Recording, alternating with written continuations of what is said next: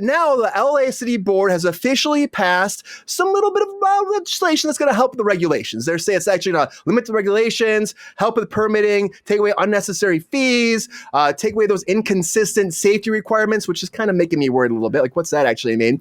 And then report back. Again, it's going to try to help you with city fees, permits, parking, security requirements for shooting locations, filming on city-owned property, and certifying new sound stages. But they're saying this is going to actually help get rid of a lot of red tape that get more jobs back here. And again, we have the tax incentives from LA, or from the, I guess, California itself that are supposed to go through as well. So hopefully that helps drive more actual work here in LA, but we'll have to wait and find out because we hear this stuff's always happening. They say this will help mid to lower range productions as well.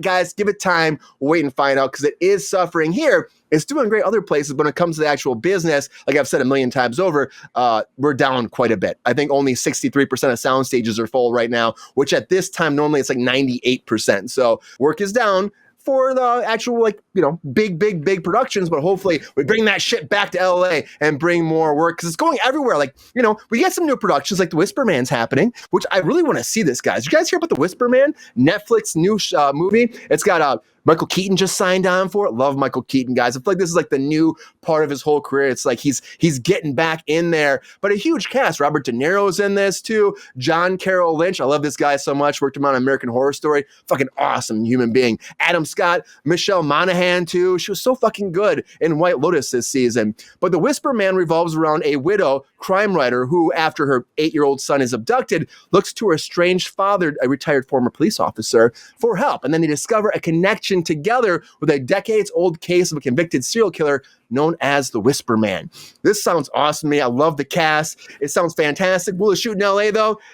Probably not. Again, will those tax incentives help these things? I hope so. But I feel like there's holes in all this shit. And Holes is moving forward, guys. Have you seen the reboot of Holes? Been talking about this for a while. The gender swapping Holes movie based off the original series. Guys, we got Greg Kinnear coming in. We got Addie Bryant from SNL coming in too. And Shea Rudolph from the Babysitter Club, Lethal Weapon, rounding about the whole cast as the actual lead in this gender swapped series. Now it's Disney Plus with Shia LaBeouf in the last movie. Rudolph will play the lead, and it's about a young female who actually goes to a detention camp where she has to actually deal with the ruthless warden and then force the campers to dig holes for mysterious purpose.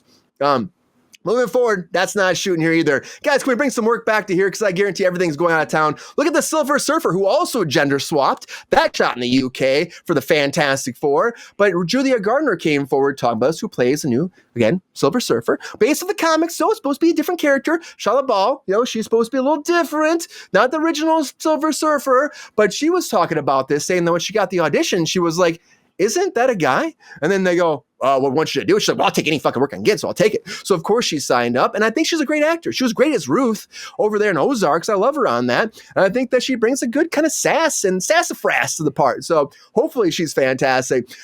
No pun intended there, guys. No pun intended. But they're asking her about a spinoff, maybe an origin series. And she said, of course. What actor's going to say no to a spinoff series that's going to star you? I wouldn't do that shit. She's not going to do that shit. There's no like, you hear that there's no actual like news about that. People are just asking her that. She said, yes, she'd love to do it. They're asking her about her role. And she says, well, honestly, I'm the Herald to Galactus. And I can't tell you much beyond that. Of course she's not going to, because Marvel controls everything. You can't mess with the mouse, because if you do, Mickey Mouse will take your ass down. And Mickey Mouse's old brother is coming back, guys. Lucky the Rabbit, Oswald, is coming back. Guys, have you ever heard of this before, Oswald the Lucky Rabbit? Because if you haven't, he is actually the origin story for Mickey Mouse. Because back in the day, they had this whole series about Oswald the Rabbit, the Lucky Rabbit. But now Jon Favreau decided to take that eye-penis and bring it back to life. Rise that eye-penis up. Coming back in an animation, live-action hybrid feature film with Favreau creating and directing the whole thing moving forward about Oswald. Now, Oswald was actually sold off from the Walt Disney Company over to Universal. And when they did that, that is when they took the idea of Oswald and made Mickey Mouse. So Universal owned Oswald, and over there, it's crazy. I think they have the rights back now, but 1927 they created this character, sold it off in 1928, and now he's coming to the big screen as Lucky the Rabbit, guys. So if you're excited about seeing another version of Mickey Mouse. GR was saying this earlier, that this is like breaching that 100-year anniversary. So get ready for the Pooniverse version of this. He'll be like the lucky Pooniverse rabbit. What would you call him? Like fucking Ozpoon? I don't know. We'll figure that out later. But the Pooniverse version will be coming, guys. But pull that rabbit out of a hat and make a magic trick, because Now You See Me 3 is coming, guys. Guys, have you seen any of the first two? I like the first two. Ensemble cast, massive cast. Jesse Eisenberg's in there. Woody Harrelson's in there. You got Morgan Freeman, Isla Fisher. You got Mark Ruffalo. I mean, look at Franco's in there. You got everybody. You got Michael Caine. Michael Caine's in there. Great cast. They're all coming back. The ensemble cast, but also a new cast of characters is there as well. And they're going to be teaming up together to solve a big magic trick to actually make a crime. Because it's all about like magicians who are going and stealing something. That's the whole idea of these movies. If you haven't seen them, I love them so much. They're fun. There's fun. I love fucking just fun movies where you just turn off, eat some popcorn, have a great time. That's what these are. The third one's coming, and then they've actually greenlit a fourth one already on top of that too. So we're getting much more of these, which you can't stop these. And I say continue with these, but Miami Vice, really, guys? We're gonna reboot Miami Vice again. Like, do we not learn from the Colin Farrell movie and the Jamie Foxx movie? Which don't give me shit, because I know I thought it was actually pretty decent. Michael Mann here is kind of a work of art or a piece of work. Bullshit. I didn't mind it, GR. It was okay. But Top Gun Maverick director eggs. Oh shit, GR! It sucked eggs. He's throwing eggs out there. Oh yeah! Right, Macho Man? Well, I can't throw a chicken, so I threw an egg. Stop whining. Right, Arnold? Right? I'm just saying, this is coming forward. We got Joseph Kosinski actually directing this, who did Top Gun Maverick. Love that guy. Joe was awesome on Top Gun Maverick. He's awesome. Now You See Me 3. But there's no plot details, but it will be based off the original series, guys. So they're probably going to recast the original actors, which is what happens all the time. Will it be set in the 80s? We don't know yet. I would love it if it was set in the 80s. But who's going to be Don Johnson and Philip Michael Thomas? I don't know. Are they going to have flashy Miami Vice suits like back in the day? I hope so. I want some neon. I want some fucking 80s flair. I want some flock of seagulls, guys. Let's make this shit happen. Because I ran, and hopefully they don't run too far away from the movie theater and they actually see it. Because I think this will be easier to make than this Royal Pains reboot. Why are we doing Royal Pains again? Why are we doing Royal Pains, guys? The days of USA being on top, before USA up all night, are gone, guys. I think they're fucking gone. But Royal Pains is coming back. NBC has greenlit this with Universal, and we have Dr. Hank coming back here. Hank Lawson is coming back, guys. So it's a revival, continuation of that, if you will. And so, I couldn't get in this. I told GR earlier, I'm a Monk fan. I love fucking Monk on there. I would watch Psych once in a while, but Royal Pains would come on, and I'd be like, royally click the fuck away. It wasn't for me. Maybe somebody else loved it. Wasn't for me, but you're going to get more. And speaking of Royal Pains, I gotta tell you, John Lithgow is going through some fucking Royal Pains when it comes to this Harry Potter franchise, because he signed on to be Dumbledore for 8 seasons. He's like, that's 8 years of my life. This might be one of the last big roles I actually do, which again, I get that. That's a fucking huge commitment. But there's so much controversy with Harry Potter and of course with J.K. Rowling overall. We've had how many conversations on the show about that? Probably a million, right? It feels like that. But they were actually asking him, he was doing an interview, and they're asking about, how do you feel about this actually going into there? And he goes, I thought, why is this a factor at all? I wonder why JK has absorbed any of this. And I suppose at a certain point, I'll actually meet with her, and I'm curious to talk to her about the whole situation.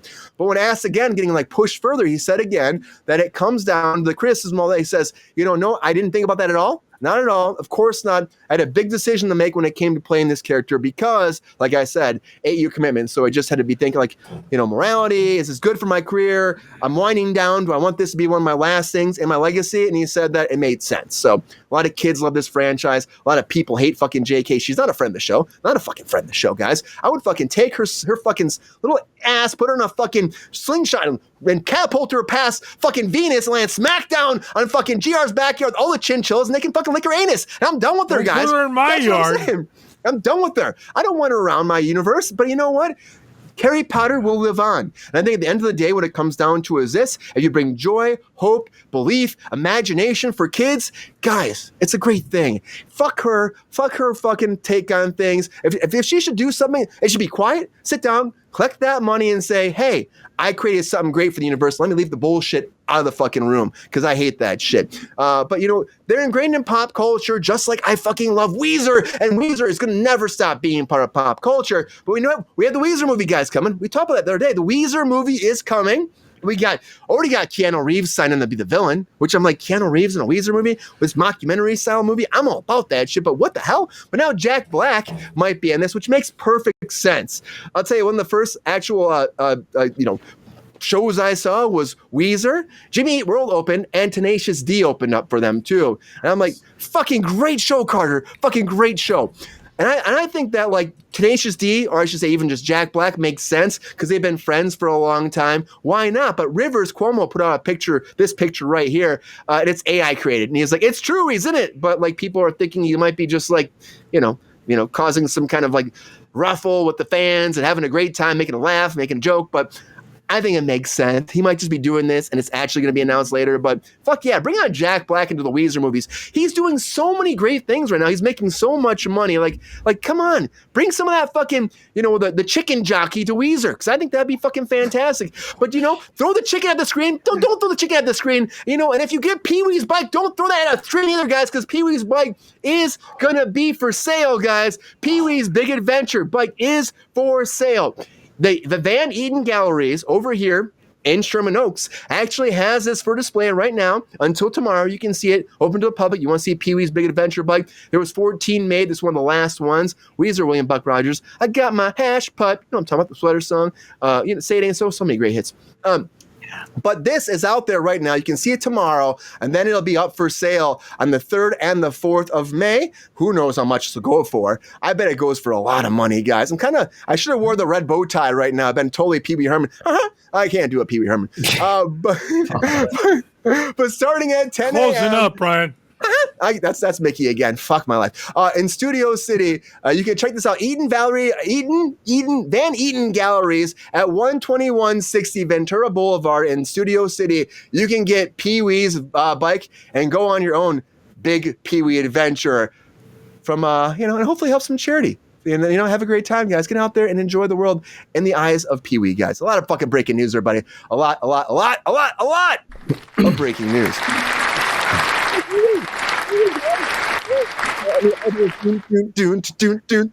Brian did that whole thing in one breath, everybody. Yo, player, if you enjoyed this video, please like and subscribe and hit the bell to be notified when we are live. And if you are able to join our Patreon, please join. Because the Pepestar needs more snickety snacks. Because I'm hungry. Holla back. Love y'all.